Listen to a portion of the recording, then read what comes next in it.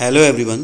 दोस्तों, जैसा कि आपको बहुत दिनों से इंतज़ार है और जैसा कि हमारे चैनल पर बार बार आप प्रश्न पूछते रहते हैं कि सर फॉर्म कब आएंगे। बहुत सारे प्रश्न आते रहते हैं कि सिलेबस क्या है, प्रोसेस क्या है, सारी बात करेंगे। और फॉर्म आ चुके हैं ऑफिशियल वेबसाइट पे, आ चुके हैं फॉर्म। और इसका जो पेपर कब होगा, लास्ट डेट कब है फॉर्म भरने की, और इसका रिजल्ट कब आएगा, सारी प्रोसेस पे बात करेंगे। और कितनी कोचिंग है और कौन कौन इसमें फॉर्म भर सकता है, इसकी पात्रता क्या है। तो इस पूरी जानकारी के लिए, जानने के लिए वीडियो के अंत तक बने रहिए, क्योंकि एक एक स्टेप, एक एक सेकंड बहुत ही ज़्यादा ज़रूरी है आपके लिए सुनने सुनने के लिए इस वीडियो का। क्योंकि पूरी प्रोसेस जाने बगैर आप फॉर्म भर देंगे तो दिक्कत रहेगी। और वीडियो के अंत तक बने रहिए। फॉर्म आ चुके हैं जैसा कि मैं बताना चाहता हूँ। और जो डेट है, एग्ज़ाम डेट, वो 2022 में ही है, तो आपको लग जाना है अभी से। तो आइए बात कर लेते हैं कि कौन कौन सी वो कोचिंग्स हैं जिसमें आपको एडमिशन मिलने वाला है, और कौन कौन से वो लोग हैं जिनको एडमिशन मिलने वाला है। ठीक है, तो बात कर लेते हैं। सबसे पहले हम यहाँ पे देखेंगे आईएएस प्रारंभिक परीक्षा 2023 एवं पीसीएस प्रारंभिक परीक्षा 2023 के पूर्व अनुसूचित जाति, अनुसूचित जनजाति एवं अन्य पिछड़ा वर्ग यानी कि ओबीसी के अभ्यर्थियों के लिए निःशुल्क कोचिंग हेतु सूचना। तो सूचना आ चुकी है।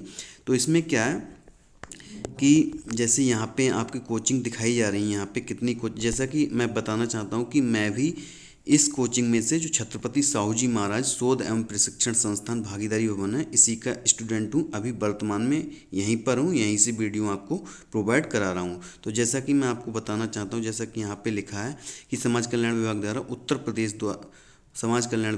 प्रदेश द्वारा निम्न कोचिंग केंद्रों में आईएएस प्रारंभिक परीक्षा 2023 एवं पीसीएस प्रारंभिक परीक्षा 2023 के पूर्व कोचिंग हेतु अभ्यर्थियों के ऑनलाइन आवेदन पत्र आमंत्रित किए जाते हैं। अभ्यर्थियों का चयन संयुक्त प्रवेश परीक्षा के प्राप्तांकों के मेरिट के आधार पर किया जाएगा। तो यहाँ पे जैसे मैं बताना चाहता हूँ कि यहाँ पे क्या है कि छत्रपति साहू जी महाराज शोध एवं प्रशिक्षण संस्थान, यहीं का मैं स्टूडेंट हूँ। और सबसे जो अच्छी कोचिंग है, जिसका जो मेरिट है सबसे ऊपर जाती है, जो आपका पेपर होता है उसमें, जैसा कि मैं बताना चाहता हूँ कि यहाँ की जो ओबीसी मेरिट गई थी लास्ट ईयर, वो यहाँ पे 100 में से 74, यानी 3 लिस्ट जारी हुई थी। सबसे पहले 77, उसके बाद जो लास्ट थी थ्री थ्री जो तीसरी कट ऑफ थी वो 74 थी। और अगर एससी की बात करें तो एससी की 65 थी। ठीक है, और एसटी की 10 सीटें यहाँ पे, तो एसटी की कम गई थी, अभी ध्यान नहीं आ रहा कितनी गई थी, लेकिन 60 से नीचे गई थी। ठीक है, तो यहाँ पे क्या, 10 सीटें यहाँ पे एसटी की हैं और लगभग 120 दोनों की एससी और ओबीसी की सीट्स हैं। तो यहाँ पे टोटल 250 सीट्स हैं।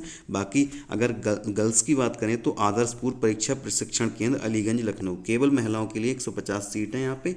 तो जो क्या है, जो एससी और ओबीसी की जो छात्राएं हैं वो इसमें आ सकती हैं। यानी कि ओबीसी की अगर हम बात करें तो मात्र एक ही संस्थान है गर्ल्स के लिए, वो है लखनऊ के अलीगंज में। ठीक है, बाकी आईएएस कोचिंग सेंटर हापुड़ की कट ऑफ कम गई थी, 57 गई थी लड़कों की, और लड़कियों की और कम गई थी। तो यहाँ पे टोटल सीट है कितनी आपकी, 200। यहाँ पे क्या है कि 120 पुरुष और महिला, यानी कि लड़कियों की संख्या 80 और पुरुषों की संख्या 120 है। लेकिन भागीदारी भवन और ये अलीगंज वाला, इन दोनों में केवल और केवल बॉयज़ और गर्ल अलग अलग। जैसे भागीदारी भवन की बात करें, जैसे कि मैं जिसमें स्टूडेंट हूँ अभी, तो इसमें क्या है, इसमें केवल बॉयज़ हैं 250, और अलीगंज वाले में केवल महिलाएं हैं 250। ठीक है, बाकी संत Ravidas IAS PCS coaching Varanasi, इसमें 100 सीट्स हैं। बाकी बीआर अम्बेडकर आईएएस पीसीएस प्रशिक्षण आगरा में 100 सीट हैं। और बीआर अम्बेडकर प्रशिक्षण अलीगढ़, इसमें 100 हैं। न्यायिक सेवा परीक्षा पूर्व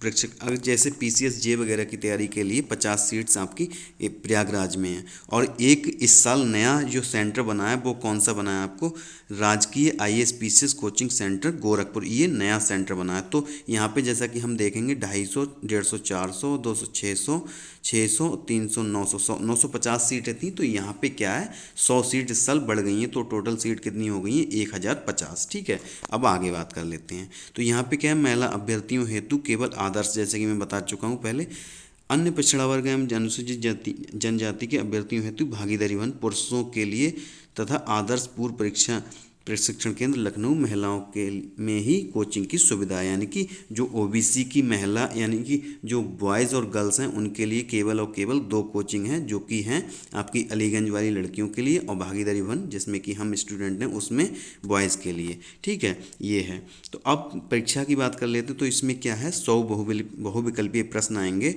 जिसकी जो परीक्षा की संभावित तिथि यानी कि 18 दिसंबर है। और जो आपकी वेबसाइट है वो यहाँ पे आप देख सकते हैं www.socialwelfare.upsdc.gov.in पर उपलब्ध रहेगा, जो कि अभी जारी हुआ। तो हो सकता है आज या कल में ये चीज़ आपको मिल जाए, हो सकता है अभी ना हो, लेकिन हो भी सकती है कि हो। तो आप अभी चेक कर सकते हैं या फिर कल तक ये आ जाएगा। ठीक है, बाकी कोचिंग हेतु निम्नलिखित अर्हताएं रखने वाले अभ्यर्थी आवेदन कर सकते हैं। तो यहाँ पे क्या है मैं बता देना चाहता हूँ। सबसे पहले आप क्या हो, यूपी के निवासी होने चाहिए और स्नातक परीक्षा उत्तीर्ण कर ली हो। इसके साथ ही आपको क्या है कि जैसे कि आप जानते हैं आईएएस और पीसीएस की परीक्षा में 21 वर्ष से कम आयु के बच्चे नहीं बैठते हैं परीक्षा में। तो यहाँ पर भी क्या है कि 21 साल से जो कम आयु के बच्चे हैं वो इस परीक्षा को नहीं दे पाएंगे और एडमिशन नहीं ले पाएंगे। और बात करें अगली, तो बात यह है कि जिनकी पारिवारिक आय जो 1 साल की है वो 6 लाख से अधिक ना हो। ठीक है, आय प्रमाण पत्र, जाति प्रमाण पत्र नवीन कंप्यूटराइज्ड प्रारूप में बना हो। जैसा कि मैंने पहले बताया था आपको कि आप बनवा के रख लें, कभी भी आपको फॉर्म आ सकते हैं। और एक चीज़ और है, अभ्यर्थी किसी शासकीय या अशासकीय यानी कि एडेड अथवा अन्य सेवा में कार्यरत ना हो तथा किसी शैक्षिक संस्था में अध्ययनरत ना हो, कहीं भी आप पढ़ नहीं रहे हो। ठीक है, बाकी और देख लेते हैं। अभ्यर्थी को सिविल सेवा प्रारंभिक परीक्षा के आधारभूत कोर्स के प्रशिक्षण कोचिंग हेतु अधिकतम 2 अवसर मिलेंगे, यानी कि आप 2 बार यहाँ पे, जैसे कि हम हैं तो हम 1 बार कर चुके हैं, इस बार हम फिर से इसमें फॉर्म फिल कर सकते हैं। अब वो हमारी मर्जी है करें या ना करें। ठीक है, यदि कोई छात्र पूर्व में 2 बार समाज कल्याण विभाग द्वारा संचालित कोचिंग संस्थाओं में प्रशिक्षण प्राप्त कर चुका है तो वह पात्र नहीं होगा, जैसे कि हम बता चुके हैं। अगला क्या है, अभ्यर्थियों को संबंधित परीक्षा जिसकी कोचिंग चाहता है के लिए समस्त अर्हता पात्रता पूर्ण करना आवश्यक है। इसके साथ ही अभ्यर्थी को संबंधित परीक्षा के लिए आयोग में आवेदन पत्र भरना एवं परीक्षा में सम्मिलित होना अनिवार्य है। इसका मतलब ये है कि आप बिना परीक्षा दिए इसमें एडमिशन नहीं ले सकते। ठीक है, कोचिंग संबंधित वर्गों के निर्धन एवं प्रतिभावान अभ्यर्थियों हेतु चलाई जाती है। इसके लिए अभ्यर्थियों की जाति और आय प्रमाण पत्र अन्य अभिलेखों की गोपनीय जांच कराई जा सकती है, जिसके असत्य पाए जाने पर कोचिंग पर हुए व्यय की वसूली संबंधित अभ्यर्थी से की जाएगी। मतलब जैसे कि ऊपर जो हमने पात्रताएं बताई थी उसमें से अगर कुछ गलत आपने कुछ भर दिया और उसकी अगर गोपनीय जांच हो गई और आप उसकी पकड़ में आते हैं तो आपसे वसूली कर ली जाएगी। ठीक है, अगला क्या है, प्रशिक्षण की अवधि में अपरिहार्य परिस्थितियों में अवकाश दिया जाएगा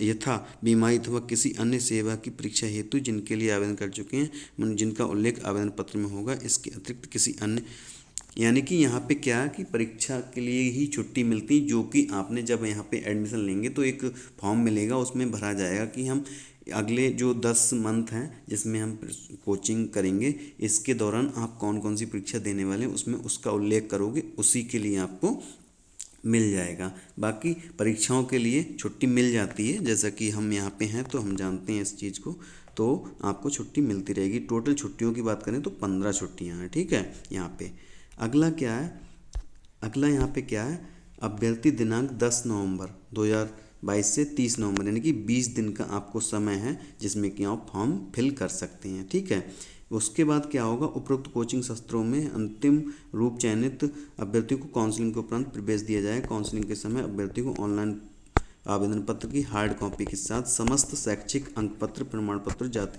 जैसे कि हमने जब लिया था तो क्या था, जितने भी आपके जैसे हाई स्कूल हो गया, इंटर या फिर बीए, जो भी आपने इसमें फिल किया वो सब दिखाएंगे असली प्रमाण पत्र। उसके साथ ही आपको आय, जाति, डोमिसाइल यानी कि मूल निवास और फिटनेस सर्टिफिकेट जो कि आपके जिला अस्पताल से बनता है, इसके साथ ही करेक्टर सर्टिफिकेट जिसमें कि आप लास्ट टाइम पढ़े हो जिस भी संस्थान में, उससे बनेगा करेक्टिव सर्टिफिकेट। और कोविड, पिछले साल तो कोविड का जो डबल डोज वाला सर्टिफिकेट था वो भी मांगा गया था, तो आप सही रहेगा कि उसको भी साथ लेकर आएँ, ठीक है। बाकी हम इसके बाद जो भी आपका रिजल्ट आएगा उसके बाद वीडियो डालेंगे कि क्या क्या आगे प्रोसेस है, वो हम बताते रहेंगे, ठीक है। और ऐसी इससे संबंधित जिस जानकारी के लिए हमारे चैनल को सब्सक्राइब कर लीजिए, जिससे कि आपको गलत जानकारी से बच सकें और सही सही जानकारी आपको मिलती रहे, क्योंकि हम यहाँ पे, आप जानते हैं, यहाँ पे अभी अध्ययनरत हैं, ठीक है।